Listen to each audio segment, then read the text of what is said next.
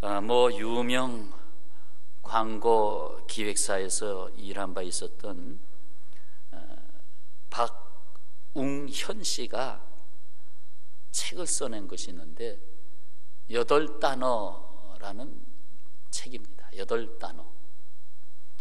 거기서 그는 음악은 3번 태어납니다 라는 하나의 카피 광고를 이제 출모 전에 이제 냈던 것을 옮겨놓은 것이 있었습니다.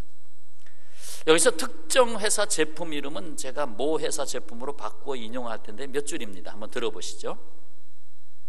음악은 3번 태어납니다. 베토벤이 작곡했을 때 태어나고, 번스타인이 지휘를 했을 때 태어나고, 당신이 들을 때에 태어납니다. 음악이 3번 태어나는 그 순간 모 회사 제품이 함께 합니다 하는 거예요. 여기서 모 회사 오디오 앰프가 없다면 베토벤의 그 곡을 들을 수 없다는 강한 메시지를 담고 있습니다. 우리는 이것을 이렇게 바꾸어 생각해 볼 수 있습니다. 하나님의 영광은 3번 태어납니다. 하나님이 창조하셨을 때 태어나고, 성령께서 역사하실 때 태어나고, 그리고 바로 당신에게 임할 때에 태어납니다.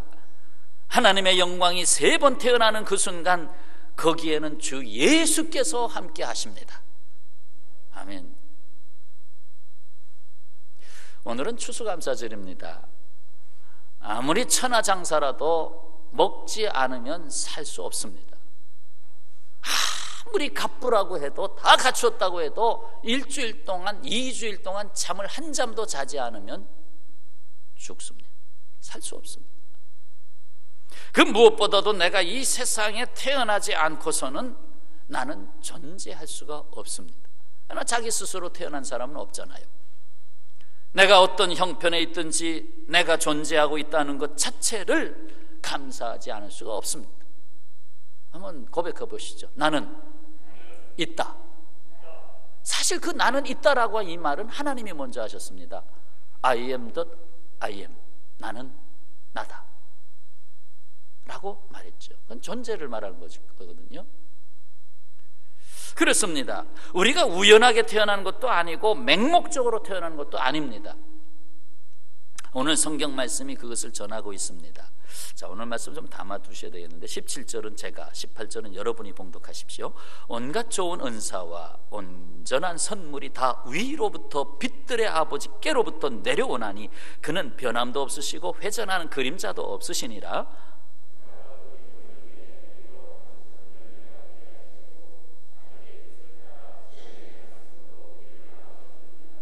무엇을 전하고 있습니까? 하나는 모든 것이 다 하나님 아버지께로부터 왔다. 하나도 빠짐없이 다 하나님께로부터 왔다. 나를 포함해서 말이죠. 또 하나는 그 모든 피조물 중에서 우리가 첫 번째 열매가 되게 하시려고 하셨다. 내가 열매가 된다는 것은 무엇입니까? 열매는 또 다른 열매를 낳습니다. 열매가 없이는 다른 열매를 낳을 수가 없습니다. 그래서 우리를 온 세상 존재의 첫 열매로 삼으시겠다는 것입니다. 세 번째는 무엇입니까? 이에 하나님의 뜻을 따라 말씀으로 우리를 낳으셨느니라. 결국 하나님의 뜻을 따라, 하나님의 목적, 하나님의 의도, 그것이 우리의 존재에 담기게 됐다는 것이죠. 그러므로 우리가 지금 여기 하나님의 열매로 있는 것입니다. 우리가 하나님의 첫 열매가 되게 하신 것만으로도 우리는 감사하지 않을 수가 없습니다. 쉽게 말해서 내가 다른 짐승으로 태어나지 아니하고, 그저 어느 곳에 그냥 풀한 포기로 태어나지 아니하고 인간으로 태어나고 있다는 것 자체를 감사해 본 적이 있습니까? 내가 인간으로 태어났다는 것 자체를.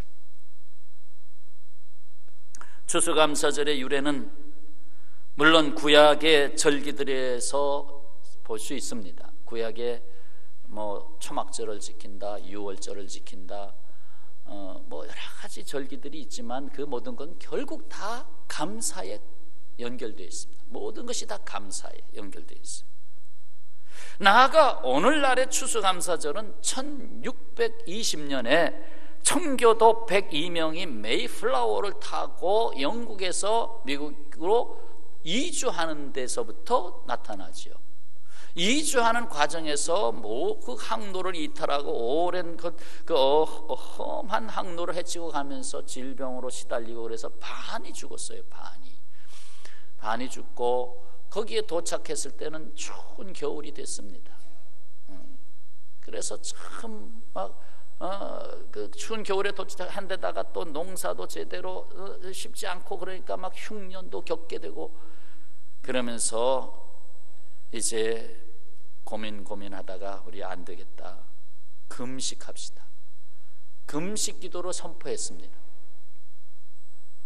그러나 금식하며 기도해도 상황은 호전되지 않았습니다. 이건 도리어 문제들이 발생하고 서로 막 이건 당신 때문이야, 이거 이렇게 우리가 이렇게 해서 이렇게 와서는 안 된 건데 뭔가 잘못된 거야, 이거 뭐가 잘못해서 이렇게 된 게 아니냐 하면서 불평들을 많이 하게 됐습니다. 이때에 한 젊은이가 손을 들고 말합니다. 금식 기도하지 말고 우리 하나님께 감사합시다. 그리고 이어서 말을 이어갔습니다. 금식 기도하면서 불평하고 원망하고 섭섭한 이야기들을 자꾸 하는데 하나님이 기뻐하시지 않으십니다. 우리 먼저 감사합시다. 우리에게 주신 것들을 생각하면서 감사의 기도를 합시다. 금식 기도할 때는 얼굴이 어둡고 그러면서도 자꾸 남의 탓만 돌리고 그랬는데 감사 그래 우리 감사를 합시다. 감사를 하면서 얼굴이 환해지기 시작했어요. 금식 기도를 하지 말라는 말이 아니라 감사가 없는 그 어떤 기도도 하나님이 기뻐하지 않는다는 말씀입니다. 사실 금식보다 감사가 더 성경에서 매우 많이 강조하고 있습니다. 금식은 그렇게 많이 나오지 않습니다. 그런데 오히려 감사하라 이것은 끊임없이 줄줄이 이어서 나오고 있습니다. 감사가 없는 삶은 인간의 삶이라고 하기가 어렵습니다. 때때로 우리 인간은 짐승으로 떨어집니다. 왜? 짐승은 감사할 줄 몰라요. 그냥 자기 마음에 들면 꼴이나 칠 줄 알지 정말 감사를 표현하고 있는가 하는 생각을 해봅니다. 근데 짐승에게는 감사를 아무리 애완용 동물을 길러도 감사라는 것을 모른다고 생각합니다. 오직 감사를 아는 것은 인간에게 주어진 특권입니다. 감사를 안다. 감사가 없는 신앙은 바른 신앙이 아닙니다. 나 하나님 잘 믿는다. 근데 거기에다가 감사라고 하는 자를 쫙 대보세요. 감사로 나를 시험해 보세요. 그러면 내 신앙이 지금 건강하지가 않구나. 감사가 부족하면 병든 신앙이에요. 감사가 없는 기도는 바른 기도가 아닙니다. 그건 그냥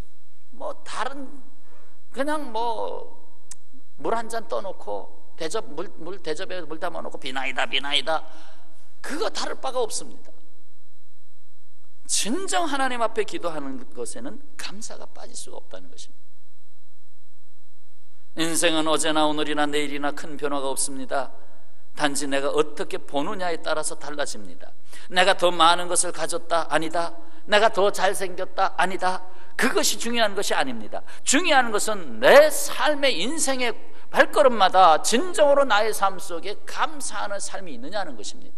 내 성품이 감사하는 성품으로 만들어져 있느냐는 것입니다.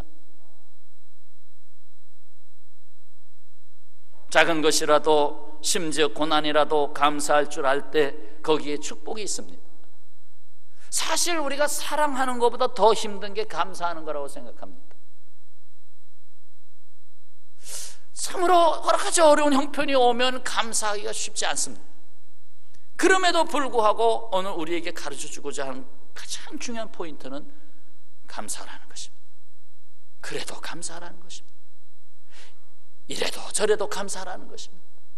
왜? 하나님이 하시는 생각을 우리가 다 헤아릴 수가 없기 때문에, 하나님의 계획을 우리가 다 알 수가 없기 때문에, 하나님이 나를 붙잡고 가는 걸 다 알 수가 없기 때문에.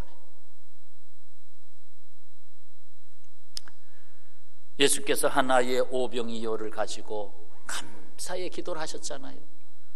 아니 그거 뭐 감사할 거리도 안 되는데 감사 기도하셨잖아요. 그러나 그거 가지고 5,000명이 넘는 사람이 배부르게 먹었잖아요.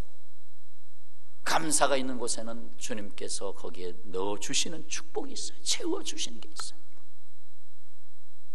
예수님께서 내일이면 십자가를 져야하는데 떡과 잔을 나누시면서 이것이 내 피다, 자신의 죽음을 표현하면서도 감사 기도하시지 않았습니까?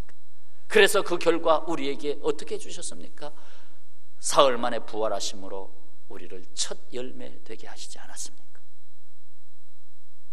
사랑하는 여러분, 감사하면 보는 것이 달라집니다. 감사하면 생각하는 것이 달라지게 됩니다. 감사를 하면 대처하는 방법이 달라지게 됩니다.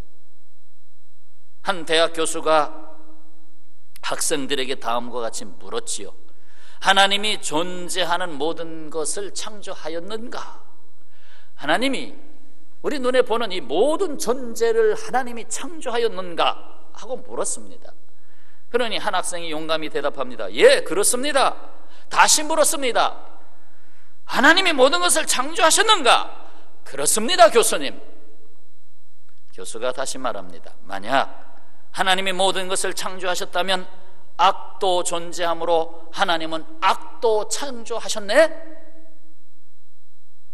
하고 쐐기를 받고 있습니다. 하나님은 그럼 악도 창조하셨네? 선만 창조한 게 아니라 악도 창조하셨네? 학생은 이 말에 할 말을 잃었어요. 모든 것이라고 했는데 할 말을 잃었어요.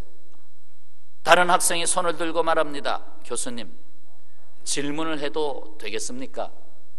물론이지. 학생은 일어나서 물었습니다. 교수님, 추위, 추운 거, 추위가 존재합니까? 무슨 질문이 그런가? 자네는 추위도 겪어보지 못했나? 당연히 추위가 있다는 얘기죠. 이 엉뚱한 질문을 한 것을 다른 학생들이 바라보면서 낄낄거리고 웃습니다. 아이고 참 우스꽝스러운 질문하네. 추위가 존재합니까? 라고 묻고 있다니. 젊은이가 말합니다. 사실은 교수님, 추위가 존재하지 않습니다. 추위는 존재하지 않습니다. 여러분 지금 조금 추워요? 안 추워요? 안 추워요? 아유, 안 춥다고 하는데 춥다고 그래야 되는데. 이제 다음 주쯤 되면 추워지면 글쎄요, 조금 추워지면 조금씩 보일러를 돌려야 되겠다는 생각도 들긴 하는데, 아직 최저기온이 예년 같으면 한 5도까지 최저기온이 내려갈 때 보일러를 돌렸는데 조금 따뜻하게 입고 오세요. 교수님, 추위는 존재하지 않습니다. 물리학 법칙에 의하면 우리가 추위라고 간주하는 것, 그것은 열의 부재, 다시 말해서 열이 없는 것을 말합니다. 열이 없는 것을 말합니다. 절대 0도, 우리 학교에서 배웠죠. 영하 273도가 절대 0도입니다. 영하 273도. 그 온도가 되면 모든 것이 정지합니다. 뭐 산소, 수소, 뭐 여러 가지 물 속에 여러 가지 존재들이 있는데 그 모든 전자 운동들이 다 중지돼 버려요. 원소 주위로 돌고 있는 그 전자가 다 중지돼 버려요. 완전히 멈춰 버려요. 그걸 절대 영도라고 하는데, 추위는 열이 없을 때 사람들이 느끼는 표현을 사람의 말로 지어낸 것이 추위입니다. 그러니까 실질적으로는 추위라는 것은 존재하지 않는다는 거죠. 열이 빠져나간 거지, 열이 없는 것을 말하는 거지 추위가 아니라는 것입니다. 제가 이 말을 하는 이유가 있어요. 조금 더 들어보세요. 학생이 교수에게 다시 묻습니다. 교수님, 어두움이 존재합니까? 물론 존재하지. 어두움이 있잖아. 빛과 어두움, 어두움이 존재하지. 이 학생은 말합니다. 다시 한번 교수님이 틀리셨네요. 어두움 역시 존재하지 않습니다. 어두움은 사실상 빛이 없는 상태입니다. 빛이 없는 상태입니다. 간단한 한 줄기 빛으로도 어둠을 깨고 빛을 발할 수 있습니다. 어둠은 빛이 없는 것을 표현하기 위한 인간이 사용하는 용어에 불과합니다. 마침내 젊은이가 마지막 이 질문을 위해서 던지는 거거든요. 교수에게 물었습니다. 교수님, 악이 존재합니까? 악이 존재합니까? 이제 교수는 확실히 대답하기가 어려웠게 됐습니다. 물론이지. 이미 말한 대로 우리는 매일같이 보고 있지 않는가? 매일 일상 속에서 인간의 잔인함, 세상 곳곳에 각종 범죄, 폭력이 존재하고 있지 않나? 이러한 현상을 악이라고 말하지 뭐라고 하겠나? 이 학생이 대답합니다. 교수님, 악은 단순히 하나님의 부재입니다. 하나님이 빠진 상태가 악입니다. 악이 존재하는 것이 아니라 하나님이 빠진 상태가 악입니다. 마치 어둠과 추위와 같이 하나님이 거기 계시지 않는 것을 표현하는 단어일 뿐입니다. 하나님은 악을 창조하지 않으셨습니다. 악은 인간의 마음에 하나님의 사랑이 없을 때 벌어지는 결과입니다. 이것은 마치 열이 없을 때 추위가 오고 빛이 없을 때 어둠이 오는 것 같이 하나님이 내게 함께하지 않을 때에 악이라고 표현하게 된 것입니다. 그러니까 실질적으로 악이 존재하지 않는다는 거죠. 하나님이 없는 삶을 살고 있는 것이죠. 그래서 악한 것이 나타나게 된 거죠. 이에 이 말에 교수는 주저앉아 버렸습니다. 학생의 말이 맞거든요. 주저앉아 버렸습니다. 바로 이 젊은 학생의 이름은 여러분이 잘 알고 있는 사람입니다. 바로 엘버트 아인슈타인입니다. 아인슈타인이 교수를 주저앉게 했습니다. 그렇습니다. 하나님이 빠진 곳에는 감사가 있을 수가 없습니다. 또한 감사가 없는 곳에는 하나님이 활동하실 수가 없습니다. 어느 추수감사절이기에 다시 한번 감사라는 단어에 대해서 우리가 좀 더 깊이 받아야 되겠다. 낮부터 정말 내가 하루 종일 살아가면서 정말 밥 먹을 때 감사한 거 외에 감사가 정말 얼마나 있는가? 밥 먹을 때 감사는 습관적으로 하죠. 하나님 감사합니다. 그런데 정말 그 외에 내가 정말 돌불이에 걸려서 넘어지면서 아이고 하나님 또 깨닫게 해주시니 감사합니다. 정말 내가 감사가 젖어 있는가라는 생각을 해볼 때에 아니다라는 거. 나의 삶이 감사에 젖어 있지 않다.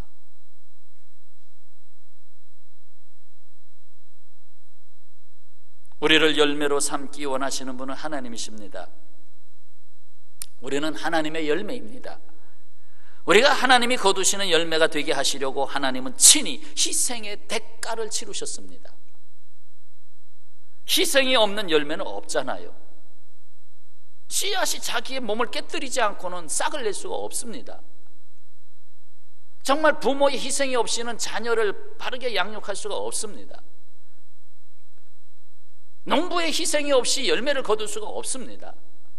모든 것은 희생의 대가가 들어가면서 열매가 나타나는 것입니다. 그런데 우리 인생은 망가졌어요. 그래서 하나님이 독생자 예수 그리스도를 보내셔서 십자가에서 대신 희생하심으로 인하여 우리를 다시 부활의 첫 열매에 참여하게 하셨습니다. 사망 진토에 죽었다 너는 이미 사망이다 했는데 예수 그리스도로 말미암아 다시 부활의 첫 열매에 참여하게 하셔서 주여 우리는 살았습니다 하는 삶의 자리에 나가게 한 것입니다. 그래서 사나 죽으나 주의 것이로다 고백하는 삶을 살게 된 것입니다. 여러분, 사과에도 그 맛이 있고 오렌지에도 그 맛이 있습니다. 하나님이 원하시는 인생, 그 열매의 맛은 다름이 아닌 뭐다? 사과에는 사과 맛이 있고 오렌지에는 오렌지 맛이 있듯이 우리 인생을 열매로 삼으신데 그 인생의 열매는 무슨 맛이 있다? 바로 사랑의 맛입니다. 사랑.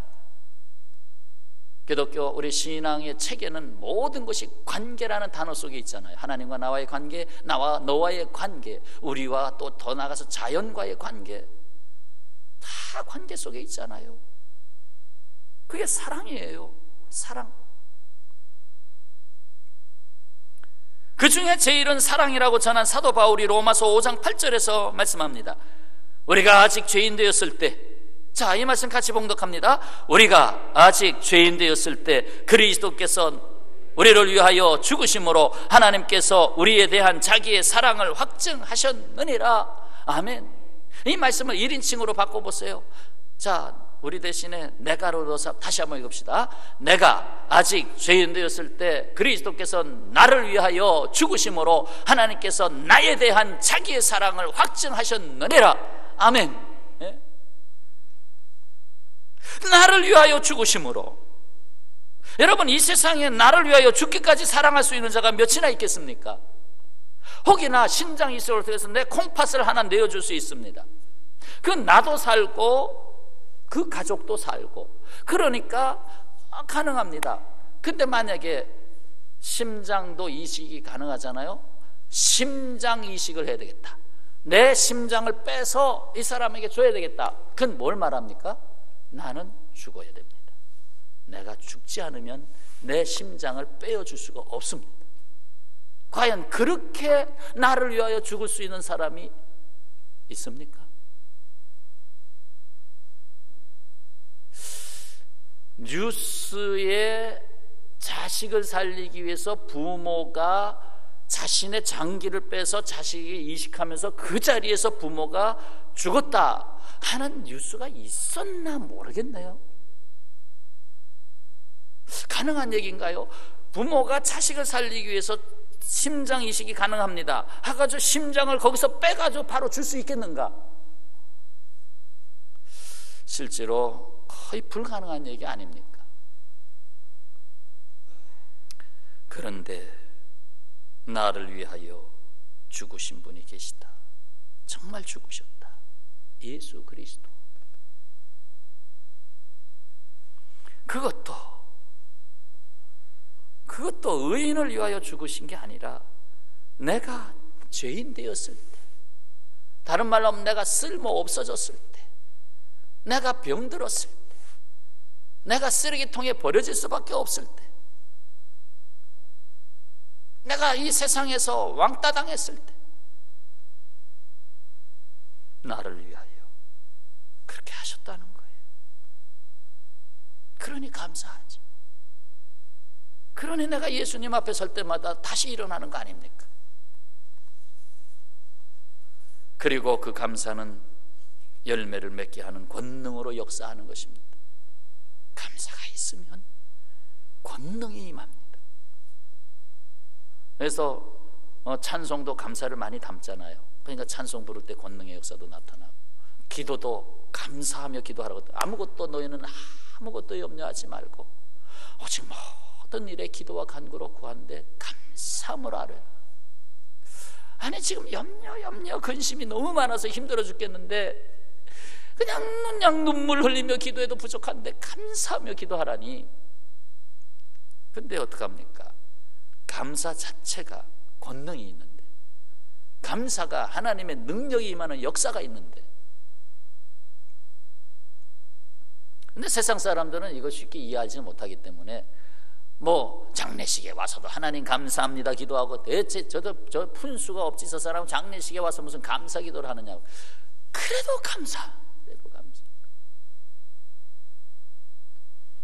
사도 바울은 우리에게 강한 메시지를 던져주고 있습니다. 바로 데살로니가전서 5장 18절이죠. 이 말씀 데살로니가전서 5.18이 무슨 날이죠? 광주 항쟁운동이 일어난 날이죠. 5.18 살이 떨어져 나가도 살전 5.18 이래도 안 해놓으시겠습니까? 자, 다 같이 읽겠습니다. 범사에 감사하라. 이것이 그리스도 예수 안에서 너희를 향하신 하나님의 뜻이니라. 아멘. 하나님의 뜻이다. 뭐가? 범사에 감사하는 것이 하나님의 뜻이라는 거예요. 범사 계속 설명해야 됩니까? 병들었을 때나 건강할 때, 고난이 왔을 때나 영광이 있을 때나, 슬플 때나 기쁠 때나, 배고플 때나 배부를 때나, 범사에 감사하는 것이 하나님의 뜻이래요. 오늘 감사절이기 때문에 우리 말씀 함께 받습니다. 아버지, 돌아봅니다. 지난 1년을 살아보면서 정말 범사에 감사하는 한 해가 되었는지, 아니면 그냥 마지못해서 살고 짜증스럽고 그냥 신경질 나고 불평, 똑하면 소리 지르고 그냥 막 싸우고 맨날 그냥 집에 들어오면 첫 마디가 당신 뭐야 하는 소리부터 나오고, 그냥 내가 어떻게 살았나? 혹시 그런 삶은 아니었는지요? 정말 범사에 감사하라고 했는데 그 감사가 됐는가? 누가 나를 욕하면 주여, 나를 위하여 욕을 받는 자는 복이 있나니 하늘의 상급이 그에게 크다고 그랬잖아요. 즐거워하라고 그랬잖아요. 고난이 오면 영광을 얻기 위하여 고난도 받아야 할지니라. 아, 그렇군요. 고난이 오는 것은 영광을 준비하고 있는 것이네요. 그렇지 않아요? 그러니까 범사에 감사라는 거. 하나님, 내 생각대로 안 되네요. 그래? 왜 네 생각대로 살라고 그래? 내가 너에게 새로운 길을 준비하고 있다. 실로 우리 안에 감사의 마음이 살아있을 때 우리는 여기에 또다시 태어납니다. 음악이 3번 태어나듯이 감사가 있을 때에 거기에 또다시 내가 태어납니다. 문제가 있습니까? 감사의 권능을 사용하시기 바랍니다. 오늘 추수감사절 또 이 한 주간을 그냥 보내지 마시고요, 한번 잊어버리면 또 생각하고 또 생각해서 합시다. 뭘 하냐면 5가지 감사를 한 주간이라도 해봅시다. 오늘도 5가지 감사를 휴대폰에다, 오늘의 감사, 오늘의 일정 가운데다 넣어도 좋고, 오늘 5가지 감사. 하나님, 오늘도 깨워주시니 감사합니다. 오늘도 밥을 먹었는데 소화를 하게 소화를 시켜주시니 감사합니다. 하나님, 오늘도 화장실에 가서 시원하게 배설하게 해주시니 감사합니다. 하여튼 뭐든지 5가지 감사를 해보자. 아니면 좀 더 하면 10가지. 5가지 감사를 한번 일주일 동안 해보자. 누가 그거 오프라 윈프리가 그걸 해가지고 세계적인 인물이 됐잖아요. 그거 해가지고 축복받았잖아요. 매일 5가지 감사를 하자. 네, 오늘 말씀 다른 게 아닙니다. 감사할 수 없는 세상으로 꼬이고 있지만은, 그럼에도 불구하고 우리는 이 세상을 헤쳐나갈 수 있는 힘은 범사에 감사함이 있다. 우리를 통해서 많은 추수, 먹을 것을 주시고 입혀주시는 거 감사하지만, 실제로 이것보다 더 놀라운 추수는 마지막 때에 우리를 추수하는 것이다. 하나님이, 내가 하나님 앞에 추수되어서 하나님이 원하시는 가장 좋은 열매로 추수되어야 되잖아요. 그 열매의 맛이 사랑의 맛이 되어야 되잖아요. 그것을 위해서 감사를 놓치지 마시기를. 감사를 자꾸 훈련해서라도, 억지로 훈련해서라도, 입에서는 불평이 나오려고 하는 걸 아니야, 감사야, 감사라니까, 감사라니까 하고 자꾸 감사로 바꿔놓을 수 있는 역사가 있으시기를 주님의 이름으로 축원합니다. 기도하겠습니다. 내 주 되신 주를 참 사랑하고 곧 그에게 죄를 다 고하리라.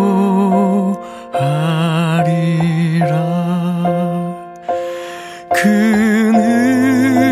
은혜를 주신 내 예수